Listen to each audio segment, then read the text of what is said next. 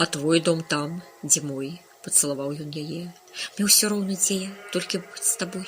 Але ж мне тут падабаецца, вымовіла яна, адкінуўшы галаву яму на плячо. Ён шчыльней захінуў яе ў свой плашч паверх яе футра. Яна была такая танюткая, што проста гублялася ў яго руках. Кожны раз, калі яго рукі ахоплівалі яе, ён здзіўляўся, як Бог мог стварыць такое дзіўнае хараство. Нібыта далікатная кветка, расквітнеўшая ў раі, а не чалавек, падумалася яму. Яе водар падымаўся хвалямі і звадзіў яго з розуму.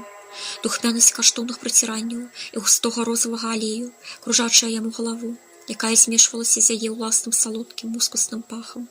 Яму хацелася апынуцца з ёй у цішыні яго кельні, вызваліць яе цела з улады адзення і акунуцца ў гэты яе дзіўны пах, апусціць твару яе доўгія валасы, прайсці вуснамі па яе целу, удыхаючы гэта п'янячы яго водар. Яго сэрца забілася хутчэй.